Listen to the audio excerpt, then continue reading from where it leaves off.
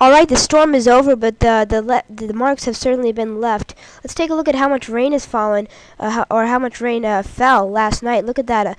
The yellows are where we have 2 inches of rain falling for most of central and eastern Mass, extending through Connecticut, back into Rhode Island as well. You can see where the real jackpot ended up. That was in southeast Connecticut, southwest Connecticut, and southwest Rhode Island. Right in here is where we saw an average of 3 to 5 inches of rainfall. Also, winds were a big issue. We had winds gusting to hurricane force, 75 miles an hour at New York's JFK Airport. Certainly amazing to receive that report via Jim Cantore via Twitter. Alright, let's take a look at what's going on right now with the current radar image. Most of the really heavy rain for southern New England is wrapping up now, but northern New England is going to get their dose today. Here you can see essentially what's going on is the storm center is beginning to start the retrograding process, and I'm going to have some more on that later.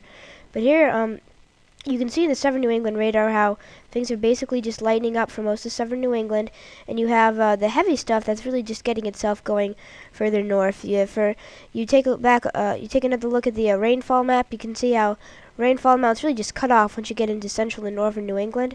But I think this dose of rain that's coming through right now is basically going to be their medicine. Alright, so taking things down in the Futurecast for you, what I can show you is the WeatherTap Futurecast, also unique to TNWL.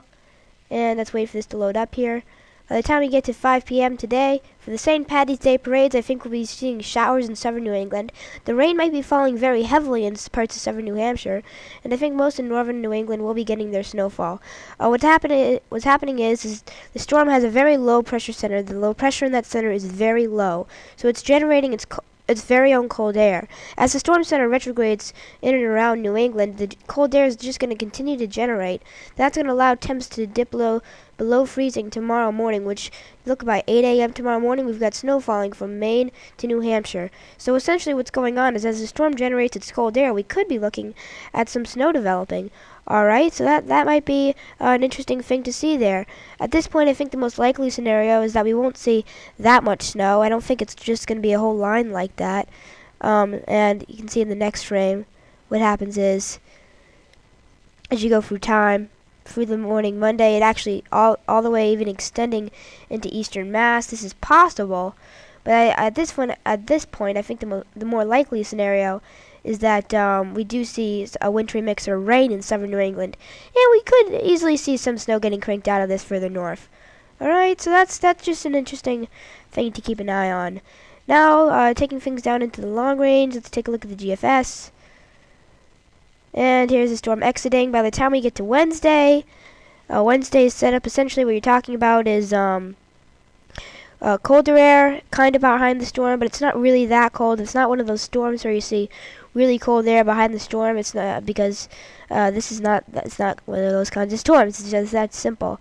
But we do have a trough digging in, kind of, relatively, over the eastern U.S. Alright, but you go through time.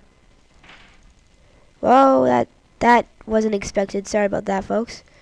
You go through time, and by the time we get out to Thursday, what's happening is we have a short wave that's dropping into the west.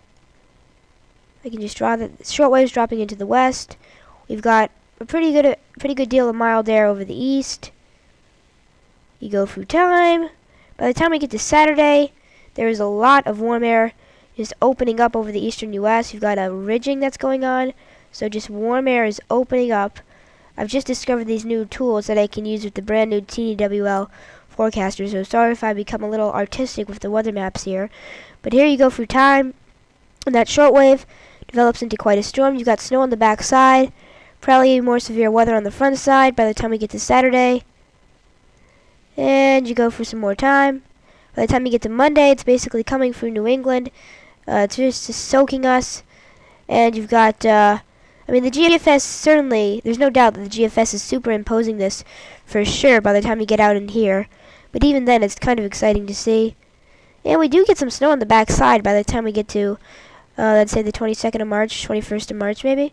I don't know, just something to be watching. It's a little far out there. It's 8, 9, 10 days out, so, well, it's actually 7 to 10 days out. So it's pretty far out, but, you know, something interesting to keep an eye on.